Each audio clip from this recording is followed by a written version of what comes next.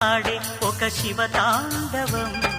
పులకరింత కాదు అది పున్నమి వెన్నెల కెరటం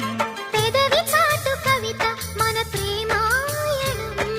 వలపు ముసురు పడితే పురి విప్పిన నెమలి పింఛం